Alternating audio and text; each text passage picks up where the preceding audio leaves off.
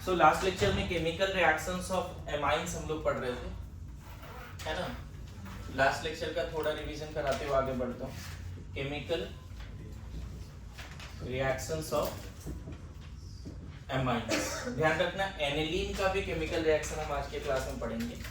तो सबसे पहला केमिकल रिएक्शन एमाइंस में हमने ये पढ़ा था कि प्राइमरी एमीन अगर है, क्लोरोफॉर्म KOH से रिएक्शन कराते हैं तो आइसोसाइनाइड बन जाता है। आइसोसाइनाइड तुम नेगेटिव नहीं भी दिखाओगे चलेगा। This is carbylamine and this is also known as isocyanide test. Protein एक स्मेल है ना, ये आता है। This is the reaction of primary amine only and this is the reaction of primary aliphatic as well as aromatic. समझ गए? बोलो।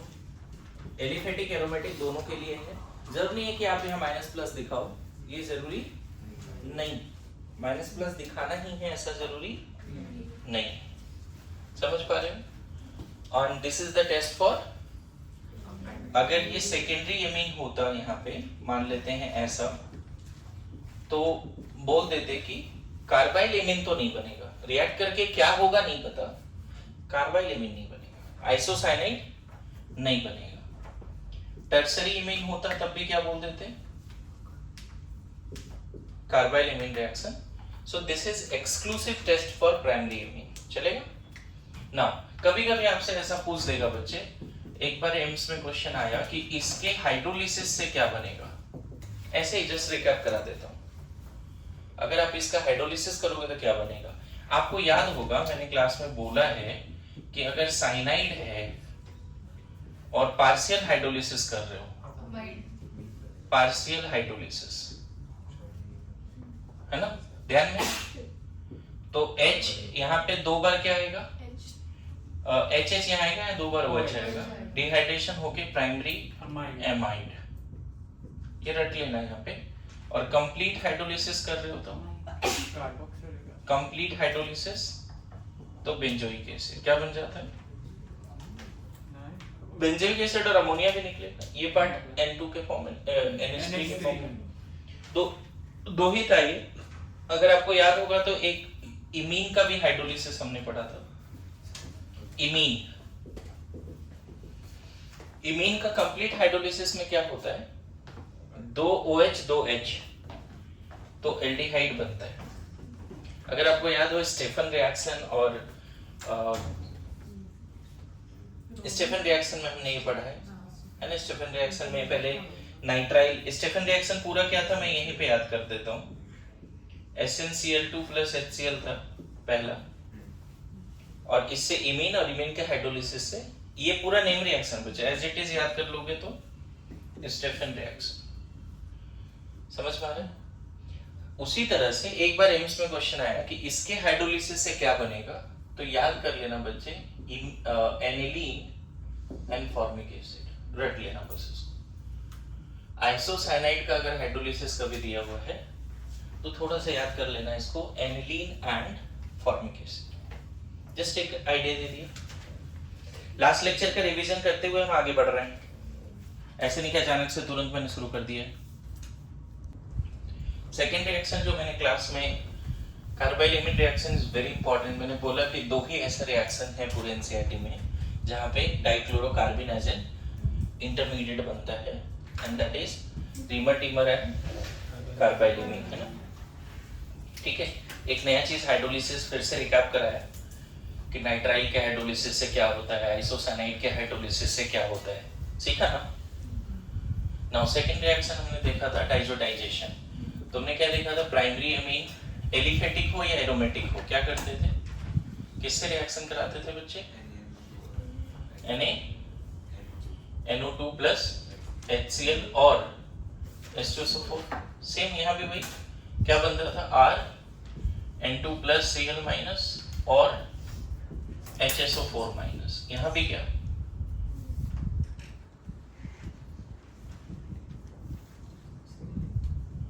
N2 + Cl-। ये एसिड है बेसिस का कल मैकेनिज्म मैंने लिखा था, एक बार आप में लिखकर प्रैक्टिस करो। एनसीईआरटी का सवाल था कि अगर 2 डिग्री अमाइन होगा तो क्या प्रोडक्ट बनेगा? Double bond. तो आपको थोड़ा बहुत शॉर्टकट याद होगा, है ना? शॉर्टकट क्या था कि HNO2 प्रोटोनेट होके क्या बनाता था? NO प्लस, याद है? NO प्लस में NO प्लस का स्ट्रक्चर क्या था बच्चे? ये स्ट्रक्चर था, याद है? इसके 6 इलेक्ट्रॉन, इसका 8 इलेक्ट्रॉन। और फिर यही क्या करता था? प्राइमरी एमीन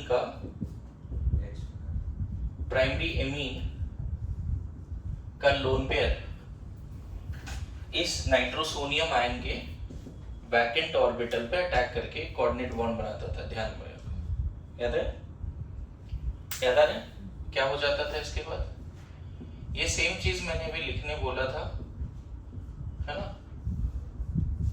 यहाँ कोऑर्डिनेट बॉन्ड है तो यहाँ प्लस और ये न्यूट्रल। और इसके बाद शॉर्टकट क्या सिखाया था कि ये यहाँ ये निकला, ये यहाँ ये निकला, वाटर निकल गया, तो प्राइमरी एमीन क्या दे देता था? RN triple bond N। देखो इस पे प्लस रिटेन करेगा, क्यों? क्योंकि पहले भी 4 बॉन्ड है, अभी भी 4 बॉन्ड, यही बनता था, है ना? हाँ, वो बाद में तो अलग बात है कि आपको पता है कि एलिफेटिक डाइजेनम सॉल्ट हाईली अनस्टेबल होता है, ये तुरंत टूट के R+ N2 गैस देता है। इसके रिएक्शन थोड़े समय में पढ़ेंगे। अब यहीं पे बात हो जाता है बच्चे कि अगर सेकेंडरी एमीन होगा तो क्या होगा? तो सेकेंडरी एमीन यहाँ पे ले लो और यहाँ पे NO+ ले लो। RN डबल बॉन्ड N पे रुक जाएगा। हाँ, एक बार तो ये होगा पहले, मतलब कोऑर्डिनेट बॉन्ड तो बनेगा, ठीक है? और उसके बाद एक बार टॉटोमेरिज्म भी करा सकते हो। कोऑर्डिनेट बॉन्ड बनेगा, 2 H नहीं है अभी उसके पास। कोऑर्डिनेट बॉन्ड बनने के बाद कितना H है उसके पास? 1 H है। कोऑर्डिनेट बॉन्ड बनने के बाद 1 H है, या तो यही छोड़ दो, ठीक है, या फिर टॉटोमराइज करके दूसरा वाला फॉर्म भी इक्विलिब्रियम पे दिखा दो। ये वाला H ऐसे बोला था ना, यहाँ नेगेटिव आया, फिर वो बोला H+ को अपने पास बुला लिया, याद करो। एरो समझ में आ रहा है? O-। तो ये चीजें रियल टाइम में तुम लोग को बड़ा अच्छा समझ में आता है, लेकिन मैं बोल दूं अगले ही दिन लिखने तो एक बार भी नहीं लिख पाते। यहाँ प्लस रिटेन होगा, राइट? ये और यही अगर आपसे टर्सरी, तो इसका प्रोडक्ट डायरेक्ट लिख दूं क्या? सेकेंडरी एमीन का डायरेक्ट प्रोडक्ट लिख दूं? दोनों इक्विलिब्रियम पे लिख देता हूं, चलेगा? एक तो ये लिख दो और एक इक्विलिब्रियम पर, इसी का दूसरा फॉर्म इस H को यहां भेजिए।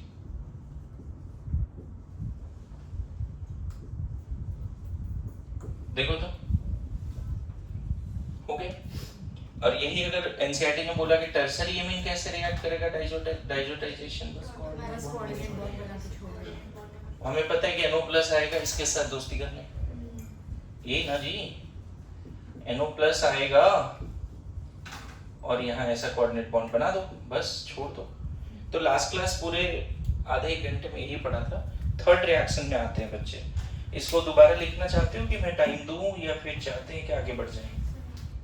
क्योंकि ये नोट्स में लास्ट क्लास लिखा था मैंने, ध्यान में है सबको?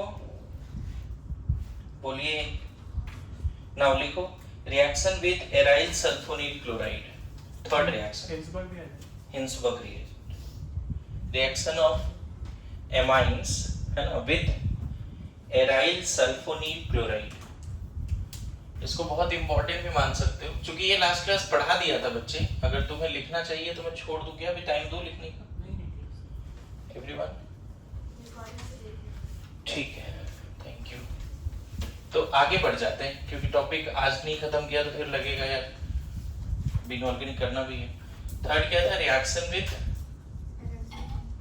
रिएक्शन किसका? रिएक्शन विद क्या? Aryl sulfonyl chloride. इसका फॉर्मूला भी यहीं पे लिख सकते हो तुम चाहो तो,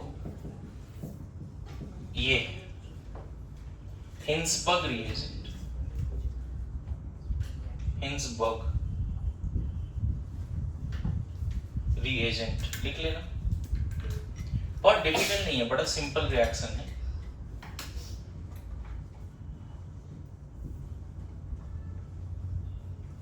हिंसबर्ग रिएजेंट। आपको देखो इस रिएजेंट के बारे में, अच्छा यहाँ पे ना नाउअडेज ऐसा बोला जाता है कि इसकी जगह पे ये ले लेते हैं। एनसीईआरटी में लास्ट में लिखा है कि इस रिएजेंट के जगह पे ये भी ले सकते हैं नाउअडेज। बस एक मिथाइल लगा दिया और कुछ चेंज तो किया नहीं। नाउअडेज इस रिएजेंट की जगह पे ये कर लेते हैं। मैं बताऊं जैसे Lucas test primary secondary tertiary alcohol के लिए इंपॉर्टेंट है, याद है? उसी तरह ये हिंसबर्ग रिएजेंट बहुत इंपॉर्टेंट है प्राइमरी सेकेंडरी टर्सरी एमीन के डिटेक्शन और सेपरेशन के लिए। मैं लास्ट में रिएजेंट बता दूंगा क्या है, मतलब पूरा प्रोसेस लिखा दूंगा। ये टोसाइलेट नहीं है क्या? हाँ है ना, वही तो है, टोसाइलेट ही है। वही तो है। आपको याद होगा बच्चे कि कभी बोला था कि OH बहुत ही पुअर लिविंग ग्रुप है, इसको प्रोटोनेट करके गुड बनाते हैं, या फिर टोसाइलेट या TSCl से रिएक्शन करके ROTS बनाते हैं, याद है? Sometime poor leaving group can be converted to good leaving group. उसमें एक एग्जांपल ये भी था और एक एग्जांपल एनिलीन का भी था, आपको याद होगा, डाइजोटाइजेशन, याद है? Poorest leaving group converted to good leaving group, best leaving group. Nucleophilic substitution जब हमने लिविंग ग्रुप टॉपिक दिया था, है ना? तो सेम वहां पे जो OTS था ऐसा ही है, देखो ना, ऑक्सीजन और ऐसा पार्ट है, TSCl मतलब ये वाला पार्ट ऐसा। तो होता क्या था, ये लेविस बेस है, ये लेविस एसिड है। सल्फर यहाँ पे लेविस एसिड है क्योंकि +6 पे है, और ऑक्सीजन अल्कोहल का ऑक्सीजन लेविस बेस है। ये इस पर जब अटैक करता था ना बच्चे, यहाँ से HCl निकल जाता था और क्या बन जाता था, RO। देखो ये वाला पार्ट, मैं बताऊं यही वाले पार्ट को हम लोग TS बोलते हैं, दैट इज कॉल्ड ROTS। इस पूरे पार्ट को, this is very good leaving group, है ना, गुड लिविंग ग्रुप। इसी को हम क्या बोलते हैं, ROTS। ये पुराना थोड़ा रिकैप कराया आपको। सर ये टोसाइलेट है कि क्लोसाइलेट है? टॉल्विन से टोसाइलेट, अच्छा वहां पे Cl होता तो क्लोसाइलेट। टॉल्विन से टोसाइलेट। तो अब इमेजिन करो बच्चे, ये रिएजेंट, ध्यान देना, ये सेम रिएजेंट प्राइमरी एमीन से कैसे रिएक्ट करेगा। अगर अल्कोहल से समझ में आ गया है तुम्हें, बड़ा सिंपल जाएगा। अगर तुम वो वाला रिकैप समझ गए हो तो मान लो ये याद नहीं है, लेकिन अभी एक्सप्लेन तो कर दिया कि कैसे OH जो पुअर लिविंग ग्रुप है can be converted to good leaving group. So by protonation और by reaction with TSCl। TSCl में कैसे रिएक्शन हुआ, इसका मैकेनिज्म भी यहाँ पे है, देखो। इसके मैकेनिज्म तो आज ही बताया, डाइजोटाइजेशन का।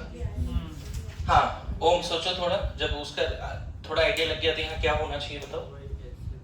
Very good. इसका लोन पेयर इस पे अटैक करा दे बच्चे, क्या बन जाएगा बताओ।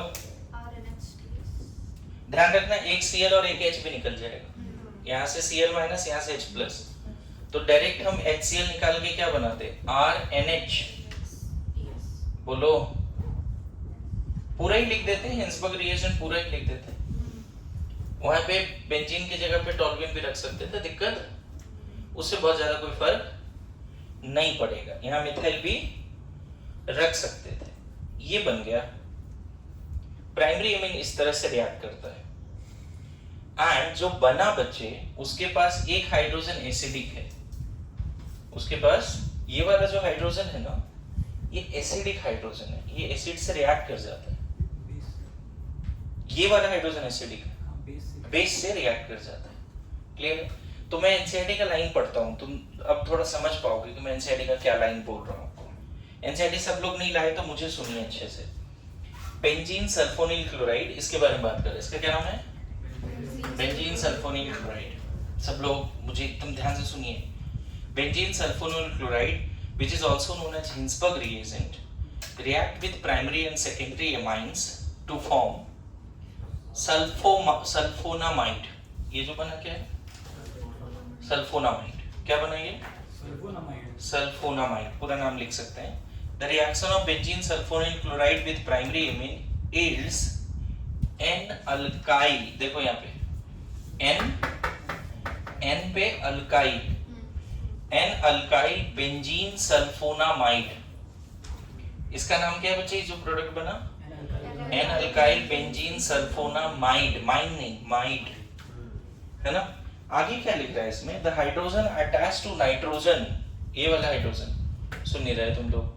The hydrogen attach to nitrogen in sulfonamide is strongly acidic due to the presence of withdrawing group. बताओ ये H निकल गया था, नेगेटिव आएगा। Conjugate base can be stabilised by resonance, दोनों ऑक्सीजन पे नेगेटिव चला जाएगा। तो बोल रहा है कि hydrogen attach to nitrogen in sulfonamide is strongly acidic due to presence of electron withdrawing group, है ना, and hence it is soluble in alkali. मतलब ये जो कंपाउंड बना ना, ये बेस में घुल जाता है। कौन सा कंपाउंड, क्या नाम है इसका? Alkyl sulfonamide, N alkyl benzene sulfonamide, हाँ बेंजीन सल्फोनामाइड। सल्फोनिलमाइड, सल्फोनील लिखा है क्या? Sulfonamide, N alkyl benzene sulfonamide, N alkyl sulfonamide, ठीक है ना, बेंजीन सल्फोनामाइड। सल्फोनामाइड। देखो ये किसका नाम है बच्चे? इसका। और हम क्या बोल सकते हैं? ये बेस में NaOH में क्या लिख दें? क्या बना वो छोड़ो, बस ये बोल दो कि प्राइमरी एमीन जब हिंसबर्ग रिएजेंट से रिएक्शन करता है तो बनता है N अल्काइल सल्फोनामाइड। और वो बेस से रिएक्ट कर जाता है। बस इतना ध्यान में रखोगे तो ये लिखो भी और जज्बात भी लिखो जो मैंने बोला अभी तक। सो अभी जस्ट हमने देखा कि प्राइमरी एमीन कैसे रिएक्ट किया, क्या बनाया। फिर से लिख दिया बच्चे, हिंसबर्ग रिएजेंट से रिएक्ट करके क्या बनाया? RNH N alkyl benzene sulfonamide, right. Soluble in, क्या बोलते हैं? Soluble in, why soluble? Due to acidic H on nitrogen. नहीं, अगर ये सेकेंडरी एमीन होता बच्चे तो रिएक्शन तो होता यहाँ भी, लेकिन एसिडिक H बचता क्या इसके पास? अब देखो ये इस पे अटैक कर गया लोन पेयर, ये लेविस एसिड बेस, ये लेविस एसिड, लेकिन ये दोनों नहीं लग रहा है कि निकल जाएगा। फिर जैसे ही अटैक हुआ ये तो सल्फर 7 बॉन्ड थोड़ी बनाएगा। Cl minus will take H plus, because जैसे ही ये इस पर अटैक किया इस पर प्लस आया तो ये हाइड्रोजन और ज्यादा एसिडिक हो गया, ये Cl माइनस H प्लस को लेके निकल लेगा। तो NN डाई अल्काइल, इसका नाम क्या होगा? NN dialkyl benzene sulfonamide. क्या बोलेंगे? Not soluble in alkali. क्यों नहीं सोल्यूबल है बच्चे? H ही नहीं, और यही जो टर्सरी होगा तो एनसीईआरटी ने लिखा है कि टर्सरी हिंसबर्ग रिएजेंट से रिएक्ट ही नहीं करेगा, है ना। इसका लोन पेयर यहां जाएगा ही नहीं due to crowding, due to crowding या स्टेरिक रीजंस। तो ओवरऑल जज्बात ये है। अब एनसीईआरटी का लाइन फिर से पढ़ने जा रहा हूं आपके लिए।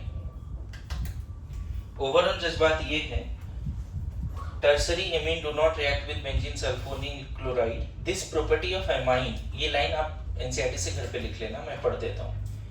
This property of amine reacting with benzene sulfonyl chloride, that is Hinsberg reagent, in different manner is used for detection of primary, secondary and tertiary amines, and also for separation of mixture of amines. सिर्फ detection नहीं है, separation भी। However, these days benzene sulfonyl chloride is replaced by toluene sulfonyl chloride, जो शुरू में ही बता दिया था। समझ में आया? अलग तरीके से ये रिएक्ट करता है, इसकी वजह से ठीक है। नेक्स्ट रिएक्शन ऑफ एमाइंस लिखो acylation, already discussed in carboxylic acid and derivatives, लेकिन फिर भी बता देता हूं। एनसीईआरटी में दिया हुआ है एमाइंस का रिएक्शन एसाइलेशन, फोर्थ एसाइलेशन। मैं बता दूं कि किसी भी एसिड डेरिवेटिव को, स्पेशली एसिड हैलाइड को, अगर आप प्राइमरी एमीन या सेकेंडरी एमीन से रिएक्शन कराते हो तो जस्ट स्टेरिफिकेशन जैसा है बच्चे, ठीक है। एमाइन ले लो, primary amine, acid halide and primary amine, esterification जैसा है। इसी में एक रिएक्शन था बड़ा फेमस जो उस दिन बताया था, बेंजोइनेशन कुछ करके था, याद है? हाँ, नेम रिएक्शन भी था। और एसाइलेशन में ज्यादा कुछ नहीं, एनसीईआरटी ने इतना तो लिखा है जरूर, एक पेज के आसपास एसाइलेशन में लिखा है। तो इसमें करना क्या है, इस लोन पेयर को इस पर अटैक कराना है, इसको निकालना है। पता चला ये निकला तो एक Cl भी लेके गया, सॉरी H भी लेके गया। ये जैसे इधर अटैक किया बच्चे, नाइट्रोजन में प्लस आएगा तो ये हाइड्रोजन एसिडिक हो जाएगा। आ रहा है समझ में? तो पता चला ये इस पे भी अटैक किया और इसको भी बोला तो आ जाए इधर, क्या बन जाएगा बताओ? RCO NH methyl. This is called क्या? एसाइलेशन। स्टेप समझ में आ रहा है क्या होगा? सबसे पहले मान लो ये अटैक किया इस पे, 1, ये तो निकलेगा ही। 2, ये जब निकला ना बच्चे, ये जब अटैक किया लोन पेयर इस पे, ये Lewis acid catalyst, electrophilic centre, और ये न्यूक्लियोफाइल। ये जैसे अटैक किया इस पे प्लस आया, ये हाइड्रोजन एसिडिक हो गया, तो ये भी निकला और फिर ये भी निकला एक तरह से। तो क्या माइनस क्या लिखते हैं? HCl। इसी को हम लोग क्या बोलते हैं? एसाइलेशन। अच्छा, यहाँ पे अगर सेकेंडरी एमीन होता तो भी रिएक्शन हो जाता। मान लो सेकेंडरी एमीन है तो भी कर दो रिएक्शन, R1 ले लो। चलो क्या करोगे इस केस में? फिर से आपको याद होगा ये बहुत ज्यादा रिएक्टिव है, ये बॉन्ड टूटा, पता चला ये इसके साथ गया।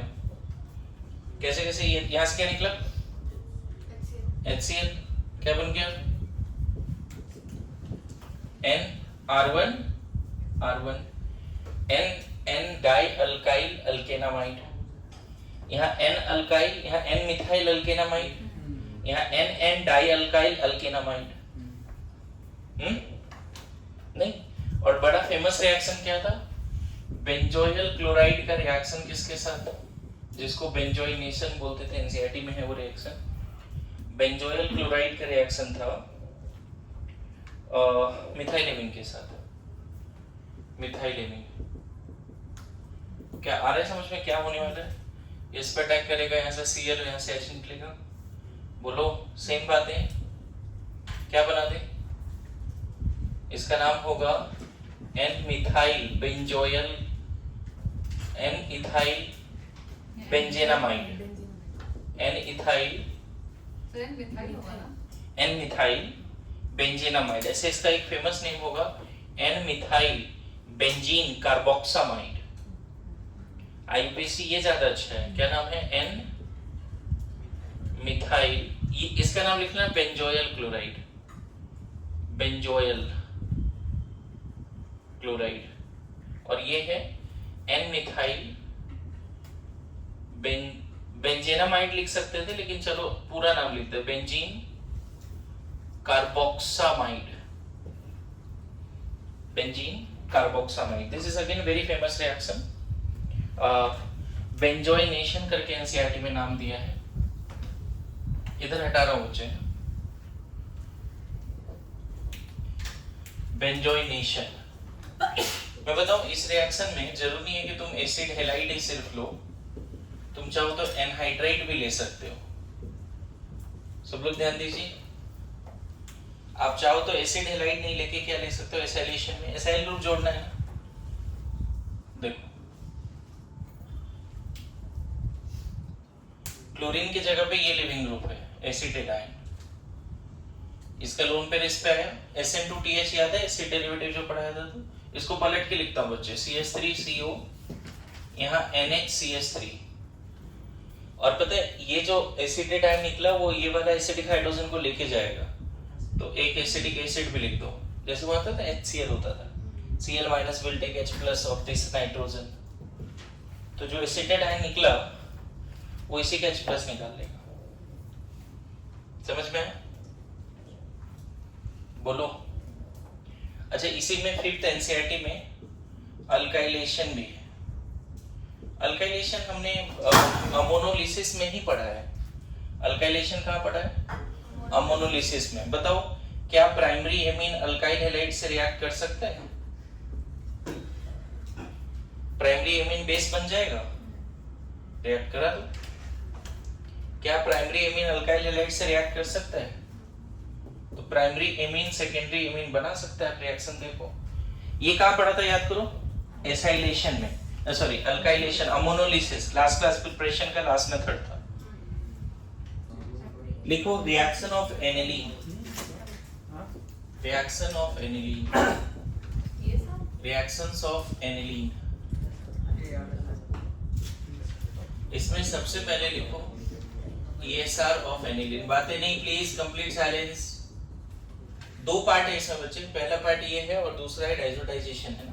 तो पहला ये पढ़ा लेते हैं क्योंकि डाइजोटाइजेशन पे बहुत बार बात किया है, इनफैक्ट इस पे भी बात किया, आपको ये समझ में आएगा।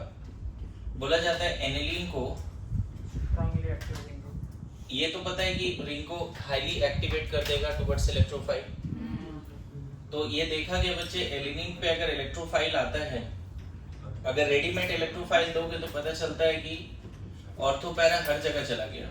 जनरल कंसेप्ट समझो, ऑर्थोपैरा हर जगह चला गया, मतलब बड़ा मुश्किल होता है रिएक्शन को सिर्फ पैरा या ऑर्थो पे रोकना। अगर एनिलीन इतना ज्यादा एक्टिवेटेड है, बेंजीन और एनिलीन में ESR कौन पहले देगा? याद करिए ESR। ESR का दूसरा नाम क्या था? AAS भी था, AES भी था, याद करो, बेंजीन का पढ़ाया था। तो ये इतना ज्यादा एक्टिवेट, फेनॉल भी पढ़ा दिया था वो, जिसमें कॉल्वेज रिमोटिमर था, वो सब ESR ही था। आज एनिलीन आ गया। होता कि एक कंसेप्ट डालो, डायरेक्ट एनिलीन का अगर नाइट्रेशन कराते हैं या ब्रोमिनेशन कराते हैं, कि एग्जांपल देता हूं कि पहला ही ब्रोमिनेशन कराते हैं, मान लो Br2 वाटर। एनसीईआरटी में आपको याद है फेनॉल में दो सॉल्वेंट था, एक CSS2 में सिर्फ ऑर्थोपैरा पे जाता था, याद आ रहा है फेनॉल का? अगर फेनॉल को आप रिएक्शन कराते थे किससे? ब्रोमीन वाटर, फेनॉल के केस में ये रिएक्शन हमने रटा था, व्हाइट पीपीटी। हाँ, लेकिन यहाँ पे दो बातें रटी थी कि Br2 और CS2 नॉन पोलर सॉल्वेंट होता है, Br2 and H2 तो यहाँ पे व्हाइट प्रेसिपिटेट मिलता था, याद है? 2 4 6 क्योंकि फेनॉल भी तो एक्टिवेट ही कर रहा है ना। फेनॉल में OH ग्रुप तो एक्टिवेट कर रहा है बेंजीन को, यहाँ सिर्फ ऑर्थोपैरा वाला मिलता था, याद करो, और पैरा वाला मेजर, लेकिन दोनों लिखा जाता है यहाँ पे। इसीलिए मैंने बोला कि फेनॉल मतलब ESR एक जगह पे जब बताया था बच्चे, तब उस समय होमवर्क दिया था कि बेंजीन का देखो ESR पढ़ा दिया, क्लोरोबेंजीन का रटो, नाइट्रोबेंजीन का याद करो, फेनॉल का याद करो लाइन से। जो एनसीईआरटी में जगह जगह पेज भी फोल्ड कराए थे, है ना। हाँ, पेज भी दिखाए थे मैंने कि यहाँ पे है, पढ़ के आना है। और जगह हर जगह हेडिंग में मैं बताऊं, यही वर्ड लिखा है, देखो, इलेक्ट्रोफिलिक सब्स्टिट्यूशन। एनसीईआरटी ने मैक्सिमम जगह पे यही वर्ड लिखा है। नाइट्रेशन के केस में क्या होता है बच्चे कि यहाँ सॉल्वेंट भी मैटर नहीं करता। एनिलीन के नाइट्रेशन के केस में, नाइट्रेशन बोल रहा हूँ, ब्रोमिनेशन के केस में एनिलीन का सॉल्वेंट मैटर नहीं करता। क्लियर है? Aniline react with bromine water at room temperature to give white precipitate. ये भी white PPT। सर आप किसी को बता सकते हैं ब्रोमिनेशन एनिलीन में क्या मैटर नहीं करता? सॉल्वेंट वहाँ पोलैरिटी ऑफ सॉल्वेंट से अलग अलग आ रहा था ना। फेनॉल के केस में नॉन पोलर सॉल्वेंट था तो सिर्फ ऑर्थोपैरा वाला है, तो अगर एनिलीन के केस में Br2 और CS2 यूज किया तो भी ट्राइब्रोमो ही बना दो। डेटा सॉल्वेंट वाला में कंडीशन यहाँ नहीं दिया है, एक ही रिएक्शन दिया है आपके एनसीईआरटी में। डेटा दिया नहीं है ना, डेटा नहीं दिया है, तो इतना ज्यादा एक्टिवेटेड है कि नॉन पोलर सॉल्वेंट में भी तीनों बनता है, तभी तो नहीं दिया NH2 and OH सर उसमें बहुत ज्यादा डिफरेंस है क्या एक्टिवेशन में? है। ये काफी स्ट्रॉन्ग प्लस एम है अच्छा। OH के रिस्पेक्ट मतलब में। CS2 यूज करेंगे तो ट्राइब्रोमो ही बना के हाँ बिल्कुल, मतलब नहीं दिया इसका मतलब हम वही मानेंगे। यील्ड को आगे पीछे कर सकते हैं लेकिन रिएक्शन को मोनो स्टेज पे रोक के उसको मैक्सिमाइज करना यहाँ पॉसिबल नहीं है। ठीक। हम ये बोल रहे हैं ट्राई वाला ही दिया हुआ है तो वही याद कर लें। लेकिन एक क्वेश्चन पूछा जाता है बच्चे कि अगर हम चाहते हैं कि एनिलीन का ब्रोमिनेशन कराएं और सिर्फ ऑर्थो या पैरा पे आए, मेरी बात समझ रहे हो? ये एक अच्छा क्वेश्चन है। अगर डायरेक्ट एनिलीन का ब्रोमिनेशन कराओगे तो 2,4,6 ट्राइब्रोमो एनिलीन बनेगा, that is white precipitate. This is also test for activated aromatic ring. अगर कोई एक्टिवेटेड एरोमेटिक रिंग को टेस्ट करना है ना, ब्रोमीन वाटर जो ब्राउन होता है, ब्रोमीन वाटर में एक्टिवेटेड एरोमेटिक रिंग डाल दो, वहां प्रेसिपिटेट आ जाएगा। फेनॉल के केस में भी प्रेसिपिटेट आया था। 2,4,6 tribromo phenol is also white precipitate. Clear है? क्वेश्चन क्या था यहाँ पे इंपॉर्टेंट, मैं फिर रिपीट कर रहा, एनिलीन को इलेक्ट्रोफाइल से रिएक्शन कराओगे, ज्यादातर क्या बनता है? क्या एक जगह पे रुकना पॉसिबल है? नहीं, तीनों जगह पे जाता है। दिख रहा है? मुश्किल होता है थोड़ा इसको रोकना। अब क्वेश्चन यही है यहाँ पे कि हम चाहते हैं कि एनिलीन से क्या बने, सिर्फ पैरा पे जाए ब्रोमीन, तीनों जगह पे ना जाए। कहाँ जाए? सिर्फ पैरा पे। ये कन्वर्जन आपके लिए एक क्वेश्चन मार्क है, क्वेश्चन पूछा जाता है। तो देखो इसका क्या तरीका है समझना, इसको अभी रटना पड़ेगा। ध्यान दीजिए, इसको आप रिएक्शन करा दो एसिटिक एनहाइड्राइड से या एसिड हेलाइड से, और acid halide in the presence of pyridine. मैं यहाँ पे मैकेनिज्म बता नहीं रहा हूँ, एक्सप्लेन कर रहा हूँ, ध्यान देना सब लोग, लिखने का चक्कर मत रहो। ये पिरिडीन यहाँ से H+ निकाल लेगा। पिरिडीन स्ट्रॉन्ग बेस है बच्चे, ठीक है? पिरिडीन स्ट्रॉन्ग बेस है, ये पिरिडीन यहाँ से H+ निकाल देगा, इस पे नेगेटिव आ जाएगा। नाइट्रोजन पे जैसे ही नेगेटिव आएगा बच्चे, अभी जस्ट एसाइलेशन पड़ा था, वो इस पे अटैक करके इसको निकाल देगा, या इस पे अटैक करके क्लोरीन निकाल देगा। फिर से रिपीट करूं, ये बेस यहाँ से H+ निकाला, इस नाइट्रोजन पे नेगेटिव आ गया, ये नेगेटिव इस पे अटैक करके एसिटेट आयन निकाल देगा।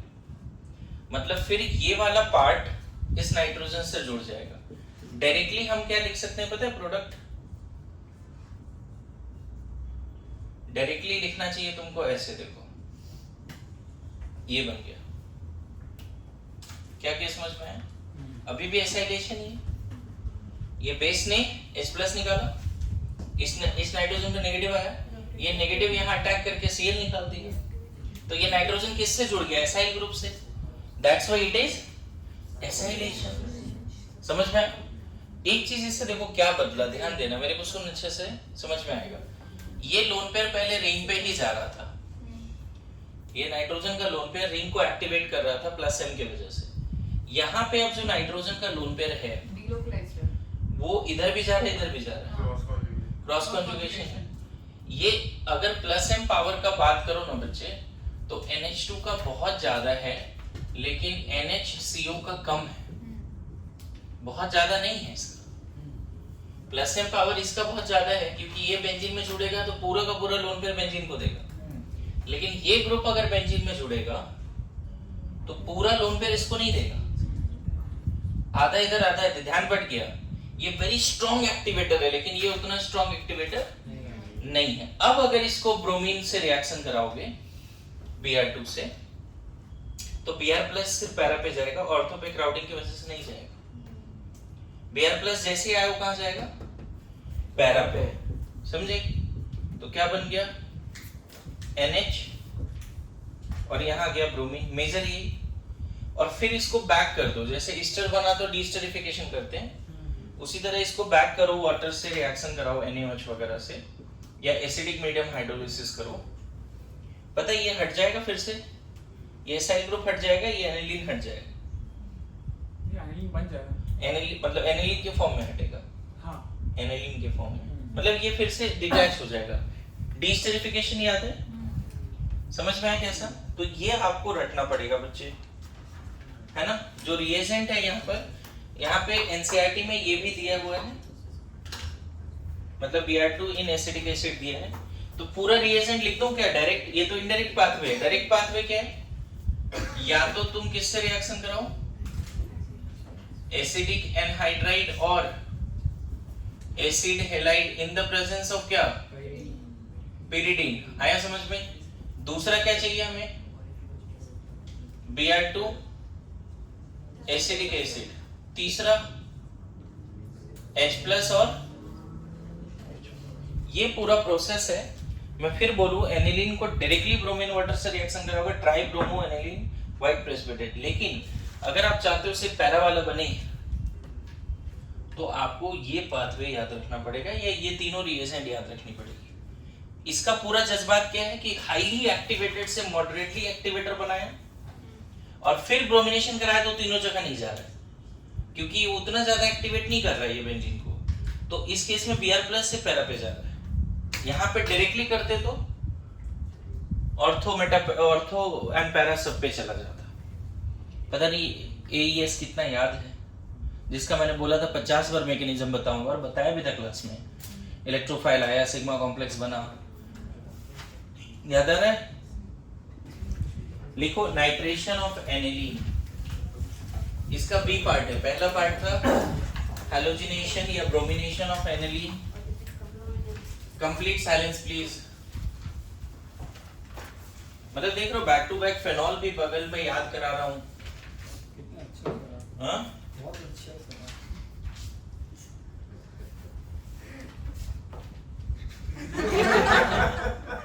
तकलीफ हो रहा है इधर, दिल बहुत तकलीफ में है, क्योंकि तकलीफ देने वाले दिल में।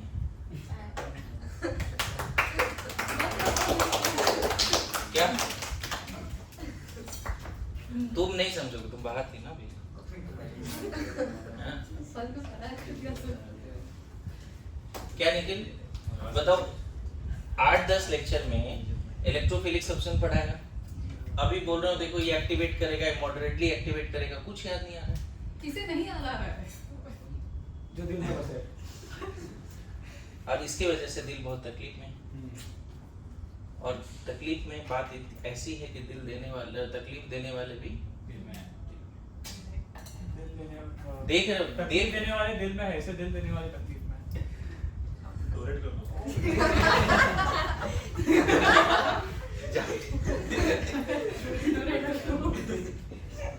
ओके, एनिलीन का अगर मैं नाइट्रेशन कराऊं कॉन्संट्रेटेड HNO3 से, तो यहाँ पे एक अनएक्सपेक्टेड प्रोडक्ट बनता है, मेटा प्रोडक्ट 47% है ना, एंड उसके पीछे लॉजिक पूछा जाता है। आपको पता है कि एनिलीन ऑर्थो पैरा डायरेक्टर है, तो तरीके से नाइट्रेशन से NO2+ ऑर्थो और पैरा पे जाना चाहिए। इसमें हो जाएगा। ये 2% है, ये 47% है, ये 51%। ये तो बनना ही नहीं चाहिए। ये पता है ना, एनिलीन ने ऑर्थो पैरा पे नेगेटिव ला रखा है। HNO3 ऑक्सीडाइजिंग एजेंट है। नहीं, एनिलीन को देखने का तरीका कैसा है कि del negative del negative del negative, और कॉन्संट्रेटेड HNO3 से नाइट्रोनियम आयन निकलेगा NO2+, तो इसको ऑर्थो पैरा पे जाना चाहिए ना। उसकी स्टोरी याद है कैसे होता था, ऑर्थो पैरा पे कैसे जाता था? यस देखो एक बार लास्ट टाइम और बता देता हूँ, कम से कम अपना तकलीफ हम खुद भी तो दूर कर ही सकते हैं। क्या अपना तकलीफ कम करने के लिए बता रहा हूँ। ये बॉन्ड टूटता था, ये इस पे अटैक करता था, याद करो, याद आया? तो यहाँ पे NH2, यहाँ H और यहाँ पे NO2, याद है? और फिर डीप्रोटोनेशन कर देते थे। यही तो स्टेप था, बड़ा सिंपल स्टेप था। Although this carbocation will be resonance stabilized, और अभी जो कार्बोकेटायन बना उसको बैक बॉन्डिंग की भी स्टेबिलिटी है। तो इसीलिए जब भी एनिलीन में NO2+ आएगा ऑर्थो पैरा पे ही आना चाहिए, मेटा पे आना ही नहीं चाहिए। बट अनएक्सपेक्टेड मेटा 47% बन गया। इसके पीछे रीजन ये है कि कॉन्संट्रेटेड H2SO4 में नाइट्रिक एसिड में एनिलीन प्रोटोनेट हो जाता है और एनिलीन जब प्रोटोनेट हो जाता है तो ये -m है जबकि ये +m है। कंटेनर में सिर्फ एनिलीन नहीं है बच्चे, 100 मॉलिक्यूल है तो 50 ऐसा है 50 ऐसा है। कंटेनर में ज्यादा, और ये मेटर है, इस पे NO2+ जाएगा तो मेटा पे जाएगा, और इस पे NO2+ जाएगा तो ऑर्थो पैरा पे जाएगा। क्लियर है? यहाँ पे अगर NO2+ आया तो ऑर्थो पैरा, और यहाँ पे NO2+ आया तो ऑब्वियसली हाईली डीएक्टिवेटिंग में आता है, तो ये आ जाता है मेटा में। समझ में आया? यही रीजन है कि अनएक्सपेक्टेड 47% क्या बन गया? Nitration of aniline will give Meta product, nitration of aniline will give Meta product. NCERT ने क्या लिखा है मैं एक बार पढ़ देता हूं। Direct nitration of aniline yields terry oxidation product in addition to nitro derivatives। मतलब एनिलीन की ऑक्सीडेशन भी होती है, वो आपके सिलेबस में नहीं है। Moreover, in the strongly acidic medium, aniline is protonated to form, ये लिखना पड़ेगा कि strongly acidic medium में aniline is protonated to form anilinium ion, which is meta-directing. That's why, beside the ortho-para derivative, significant amount of meta-derivative also formed. क्या याद रहेगा? अब फिर से वही बात पूछ रहा है कि हमको एनिलीन के सिर्फ पैरा पे NO2 लाना है, हमको ऑर्थो मेटा और पैरा में सिर्फ पैरा वाला बनाना है, तो कैसे कर सकते हैं? जैसे अभी बोला ना, ब्रोमीन से कराएंगे ट्राइब्रोमो बनेगा, लेकिन सिर्फ हमको पैरा पे ब्रोमीन लाना है, तो बीच में है ना, एसाइलेशन किया फिर आगे बढ़ा, तो वो क्वेश्चन भी हम लोग लिख लेते हैं। ध्यान रखना ये रटने वाला पार्ट है। फेनॉल में ऐसा नहीं हुआ था, फेनॉल के नाइट्रेशन में डाइल्यूट में ortho para, ortho nitrophenol and para nitrophenol, जिसका melting point, boiling point, intermolecular intramolecular पे बहुत सारे सवाल थे। फेनॉल को अगर डाइल्यूट HNO3 से रिएक्शन कराओगे तो ऑर्थो पैरा वाला मिलेगा, और कॉन्संट्रेटेड से कराओगे पिक्रिक एसिड मिलेगा। समझ गया ना कैसे रिवाइज करना? किसी तरह अगर मन किया ये ऐसा रिवाइज करने का, तो सब एक इकट्ठे रिवाइज किया। बेंजीन का, क्लोरोबेंजीन का, क्लोरोबेंजीन में भी एक एनसीईआरटी का बड़ा प्यारा क्वेश्चन था, ऑल दो chlorine is deactivating but ortho para directing. याद करो एनसीईआरटी के लास्ट में, याद है कभी? ध्यान में, वहां पे एक लाइन था कि reactivity is decided by -I but orientation is decided by +M। ये सब लाइन रटा होना चाहिए। क्लियर है? उसी तरह से आप फेनॉल याद कर लेना, सेम डे फेनॉल, एनिलीन, सब ये सर एक दिन में खत्म, पूरे एनसीईआरटी। क्या समझ में आ रहा है? क्या कभी कभी तुम लोग पढ़ते हो ना तो ठीक लगता है, नहीं पढ़ते हो तो मतलब तकलीफ होती है ना। अजीब से लोग हैं, कभी अपना सा लगता है, कभी पराया सा। जिंदगी एक सपना है। क्या अजीब से लोग हैं, कभी अपना सा लगता है, कभी पराया सा। पढ़ते हो तो लगता है अपना बना के पढ़ रहे हो, नहीं पढ़ते तो पराया कर दिया मुझे। ओम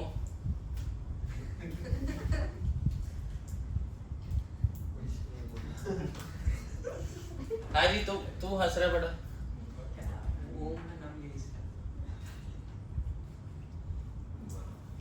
चलो लिखो, डायरेक्ट कैसे बन सकता है अगर सिर्फ पैरा पे चाहिए तो? एनिलीन से पैरा नाइट्रो एनिलीन बनाना है, कन्वर्जन। एनिलीन से क्या बनाना है बच्चे? Para nitro aniline. बना पाओगे क्या? ट्राई करो एक बार, एनसीईआरटी में लिखा हुआ है। एनिलीन मेजर प्रोडक्ट बनाना है सिर्फ पैरा नाइट्रो एनिलीन, ऑर्थो भी नहीं बनाना है, सिर्फ ये बनाना है। तरीका फिर से वही होगा बच्चे, एसिटिक एनहाइड्राइड और एसिटिक क्लोराइड इन पिरिडीन। सबसे पहले बन जाएगा एक स्ट्रांगली एक्टिवेटर से मॉडरेटली एक्टिवेटर आ जाएगा। आपको याद होगा हमने मॉडरेटली एक्टिवेटिंग का भी बात किया था ग्रुप में, है ना, very strong activator, moderate activator, only activator, weakly deactivator, ऐसे क्लासिफिकेशन कराया था कभी। अब इसको अगर HNO3 से रिएक्शन कराओगे तो क्या होगा, सिर्फ पैरा पे जाएगा क्योंकि ऑर्थो पे क्राउडिंग है और मेटा पे जाएगा नहीं, और फिर इसका क्या करना है, H+ और एसिडिक एसिड बनेगा निखिल फिर से, है ना। वो एसिडिक एसिड नहीं लिखा मैंने, लेकिन एसिडिक एसिड बनेगा। एनसीईआरटी में यहाँ पे जो लिखा है H2SO4 भी लिखा है और 288 लिखा है। हमें तो वही पूछना था, 288 केल्विन मतलब उसे हीट मानेंगे कि नहीं? नहीं मानेंगे, 15 डिग्री सेल्सियस है वो, तो रूम मतलब ऐसा बोल रहा है कि रूम टेम्परेचर तो हो ही जाएगा, लेकिन प्रॉपर्ली इसका यील्ड मैक्सिमाइज करना है तो इस तरह का टेम्परेचर मेंशन करती है। रूम टेम्परेचर पे कैसे होगा सर? वो ज्यादा टेम्परेचर क्यों हो जाएगा 25 डिग्री सेल्सियस? मैं बोल रहा हूँ कम पे हो रहा है तो रूम पे तो हो ही जाएगा, रूम टेम्परेचर पे। मेरे को वही पूछना था कि मतलब रूम पे भी हो जाएगा या फिर इतना ही चाहिए वो होने के लिए? मुझे लगता है इस पे यील्ड मैक्सिमम आएगा, पता चला कि इससे ज्यादा कर दिया तो हो सकता है ऑर्थो वाला भी आए। क्योंकि हम जो पढ़ते थे ना सर, जैसे विलियमसन कंटीन्यूअस ईथर सिंथेसिस और विलियमसन ईथर सिंथेसिस, इसीलिए बोल रहा हूँ मैं, वो फिर से वही 140 समझा रहा हूँ। थोड़ा हाई टेम्परेचर लिया ना तो ये बनेगा, साथ साथ मेटा वाला भी बन सकता है, ऑर्थो वाला। ये एक ऐसा ऑप्टिमम कंडीशन है जिसमें यही मैक्सिमाइज होगा। अच्छा, इस केस में ऑर्थो वाला नहीं बना, ऐसा नहीं बोलो, बना होगा लेकिन वो नहीं लिखना है, मेजर में यही है। क्योंकि सर ऑर्थो बनने का थोड़ा सा स्टेरिक हिंड्रेंस ही हो जाएगा क्या? ये ग्रुप बड़ा है ना ऊपर। NH2 बहुत बड़ा ग्रुप नहीं है। नहीं ऑर्थो बनाने के लिए तो पहले हाँ, इसके ऑर्थो पे दिक्कत आएगा, इसीलिए हाई टेम्परेचर पे वो ज्यादा फेवरेबल हो सकता है। ज्यादा फेवरेबल तो हमेशा पैरा ही होगा ना, पर नहीं, ऐसा क्यों? इवन मैं बताऊं इस केस में मेटा वाला भी थोड़ा बहुत बनते हैं। हाँ नहीं बट ऑर्थो के ऊपर तो हमेशा पैरा ही फेवर करेंगे ना, पर क्राउडिंग की वजह से यहाँ नहीं जाना चाहिए, लेकिन बिल्कुल नहीं जाएगा ये मत बोल। नहीं वैसा बोल ही रहा हूँ मैं, पर कोई भी टेम्परेचर तो हमेशा पैरा ही ज्यादा मेजर वही होगा, तो हाँ। यील्ड बढ़ाने के लिए टेम्परेचर है, बस वही इतना बोल रहा हूँ, वही पूछ रहा था। यील्ड बढ़ाने के लिए वो टेम्परेचर। ओके, नाउ नेक्स्ट, आपको याद होगा, ये बताने की जरूरत नहीं, अभी इस पे भी 4-5 क्वेश्चन सेट किया है आज ही। अगर ये करा दे तो क्या होगा, AlCl3 कुछ नहीं होगा, कुछ से नहीं होगा। याद करो, फिडलक्राफ्ट अल्काइलेशन, एसाइलेशन, एनिलीन नहीं देता था, याद आया क्या कभी? इस पे क्वेश्चन भी पूछा जा चुका है अगर आपको याद होगा तो। हाँ पूछा था। एसाइलेशन भी नहीं होगा, हाँ है ना। तो मतलब आपको फेनॉल में तो 5-6 रिएक्शंस मिल रहे थे, फेनॉल का ब्रोमिनेशन, नाइट्रेशन, कॉल्वेज। फेनॉल का कितना रिएक्शन मिल रहा था याद करो, फेनॉल में ESR में कितना था, ब्रोमिनेशन, नाइट्रेशन, हैलोजिनेशन, वही वहां पे कॉल्वेज भी था, रिवर्टिमर भी था, यहाँ पे कम मिल रहा है। सर एसाइलेशन में एसिड एनालाइड नहीं बन जाएगा क्या? क्या एसिड एनालाइड ये वाला कंपाउंड NHCOCH3। नहीं, इन दोनों के बीच में बात बन गई ना, ये लोन पे रिश्ते कैसे है? पर मतलब वो उस पे जाएगा ही नहीं जाएगा, कैटलिस्ट से एडक्ट बना लिया ना, एडक्ट वर्ड यूज भी किया था किसी ने, मुझे ध्यान में हाँ एडक्ट तो बना लेगा नहीं। सो ये हटा दो। सर एनालिन एक्सेप्शन था ना एक्टिवेटिंग ग्रुप्स में, बाकी सब डीएक्टिवेटिंग ग्रुप्स में। हाँ, डीएक्टिवेटिंग तो फिडलक्राफ्ट देता ही नहीं, है ना। फिनॉल थोड़ा बहुत देता, थोड़ा बहुत नहीं। बढ़िया। ओके, नाउ अगर इसका सल्फोनेशन कराओगे ना बच्चे, सिर्फ सल्फोनेशन, फ्यूमिंग H2SO4, याद है? तो सबसे पहले तो ज्यूटर आयन बनता है, NH4+, पहले तो ये बनता है, देखो एसिड बेस रिएक्शन कर दो, NH3+, NH4, एक H+ यहाँ आ गया ना, NH3+ होगा। हाँ सही है। सबसे पहले क्या बनेगा, NH3+ ammonium ion and hydrogen sulphate. इसका फिर फर्दर वेरी स्ट्रॉन्ग हीटिंग, यहाँ NH2 और यहाँ दे देता है SO3H। एक ही कंपाउंड में H+ और H+ एक्सेप्टर, H+ डोनर दोनों हैं, तो तुरंत H+ यहाँ से यहाँ चला जाता है एंड डाइपोलर आयन बन जाता है। एनसीईआरटी में ये दिया हुआ है। एंड डाइपोलर आयन इसी को बोलते हैं zwitter ion. Zwitter ion is like की very high dipole moment, very high polarity, very high melting point, boiling point, solubility, viscosity, surface tension, सब ज्यादा बोल दो। ज्यूटर आयन सेम मॉलिक्यूल में कैटायनिक पार्ट भी आयनिक पार्ट कम भी, बोल देंगे ना पर वोलेटिलिटी कम बोलो। ज्यूटर आयन इस समझ लो कि एनसीईआरटी में ज्यादा नहीं लिखा उसके बारे में, लेकिन ज्यूटर आयन के बारे में कॉमनली नोन है, जिसका जो नाम है सल्फानिक एसिड है। सल्फोनिलिक एसिड। इसका नाम सल्फोनिलिक एसिड सल्फानिलिक नहीं acid which exists mainly in the form of zwitter ion, है ना, which mainly exists। अच्छा ये क्यों नहीं देता, उसका एनसीईआरटी का लाइन लिख लोगे क्या, ये वाला फिडलक्राफ्ट क्यों नहीं देता? Aniline does not give Fidelcraft reaction due to salt formation with aluminum chloride. The Lewis acid, which is used as a catalyst, due to this nitrogen of aniline acquire positive charge and hence act as a strong deactivating। ये same line पहले भी लिखवाया है, एक बार फिर से यहाँ पे मैं बता देता हूँ। इस तरह का लेविस एसिड बेस, इस तरह का जो एडक्ट बनता है बच्चे, यहाँ प्लस यहाँ माइनस, इसके वजह से डीएक्टिवेटिंग हो गया। कोई बोले एनिलीन फिडलक्राफ्ट क्यों नहीं देता, तो जो कैटलिस्ट यूज किया उसने ही एनिलीन के लोन पेयर को अपने पास बुला लिया और इसको हाईली डीएक्टिवेट कर लिया। और एक फैक्ट हमें पता है कि डीएक्टिवेटेड रिंग फिडलक्राफ्ट रिएक्शन नहीं देते, डीएक्टिवेटेड रिंग फिडलक्राफ्ट रिएक्शन नहीं देते, वो एनसीईआरटी का लाइन रट लेना। अच्छा यहाँ पे फिर अगर आप एनिलीन का सल्फोनेशन कराने की कोशिश करोगे तो होता है, बट फिर वो ज्यूटर आयन के फॉर्म में एग्जिस्ट करता है। ज्यूटर आयन क्या है, फिर से रिपीट करें, very high dipole moment, very high polarity, melting point, boiling point, solubility, viscosity सब ज्यादा, वोलेटिलिटी कम है ज्यूटर आयन का। डन।